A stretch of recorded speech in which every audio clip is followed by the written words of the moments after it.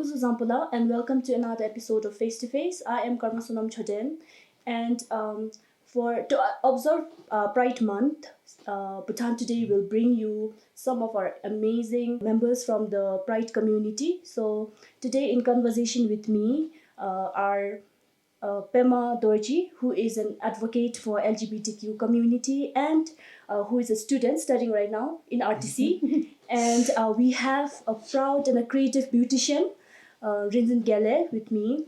So if you could tell us about the queer voice of Bhutan and about queer, because in Bhutan, most of the people, they know about LGBT, which stands for lesbian, gay, bisexual, and transgender. But people are not aware of the term queer. So if you could give a brief intro about what exactly the queer is and...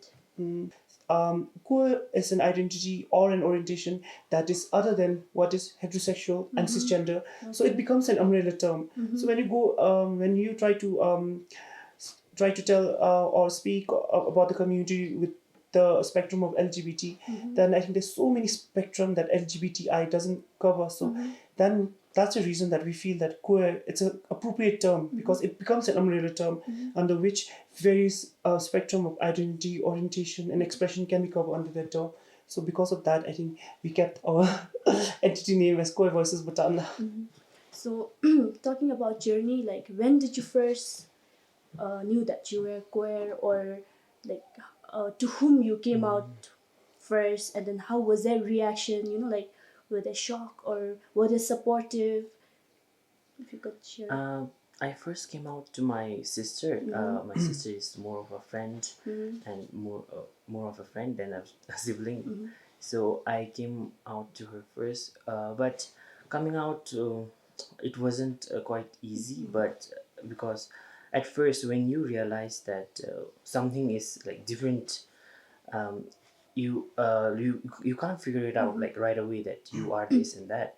So at the time take big first when I was growing up, like middle school, like you hit puberty and you start developing feelings time to but more.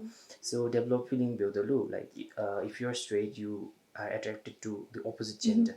The rangithe it's towards like the same gender, and the plus the 𝗙𝗰𝗲-𝘁cie-𝗙𝗰𝗲, like if you don't have any knowledge on what that feeling really is and you don't have any idea on that topic, it's quite difficult to understand yourself.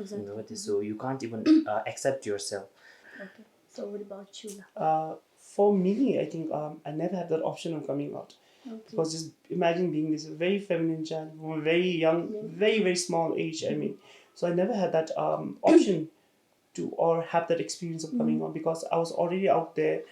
And yes, for me, I think, but in terms of my relationship, yes, I did have that talk with my parents and of course my mom's sister as well. I think when I told them that I am in a relationship with a guy for past 7 to 8 years. Okay. So towards, I think it was before last year that I told them, I think, in one of the functions. So they were like totally cool. I think they didn't react. I was just expecting them to be like, yeah, lama kaise again, that kind of reaction. So, but they were like cool. I think like they didn't even said anything. I think. So, have you lost any of your friends because of your orientation, like friends, family, or?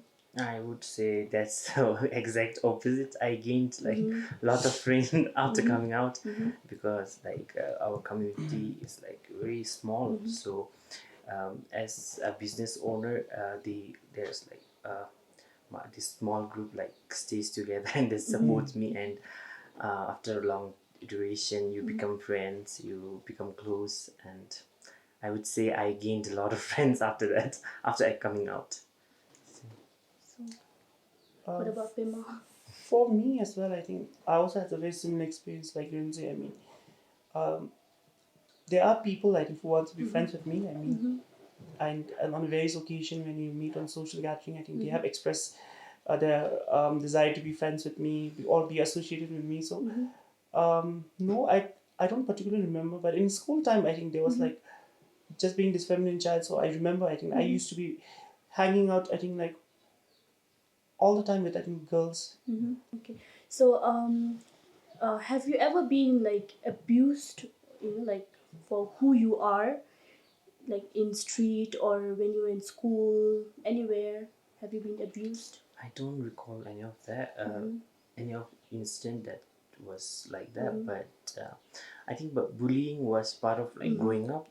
As you know, like kids can be like really cruel. Sometimes they don't think before they speak, so they would like name calling and teasing and all, so it's there, but I don't think they really meant it. Like right now, when you meet those same person right now, they are totally different person, and they treat you nicely, unlike before, which So is nice. okay, so if any messages to the society? I think moreover, for expecting everyone to accept you, I think firstly you have to accept yourself and be confident in yourself, and mostly do what you love to do. It will be a happy ending for you. You won't drag yourself to work every day if you like really love yourself. For example, me, I have been dreaming of doing this work since I was small. Now I love my job. I enjoy doing it. Plus you earn, so that's it. Please, don't do not think that you are alone and you're the only one who's going through the situation that I've talked about before. I mean, there are people who can reach out to. Maybe talk to your teacher, maybe talk to your school counselor, or talk to anyone. Don't try to isolate yourself. And so, yes, I think that's. Thank you so much. It was really fun talking with you, Rinzin and Pema. And to the viewers out there, thank you so much for watching our show. For more updates, please follow us on our social media accounts, YouTube, Facebook, and Instagram. Thank you, La.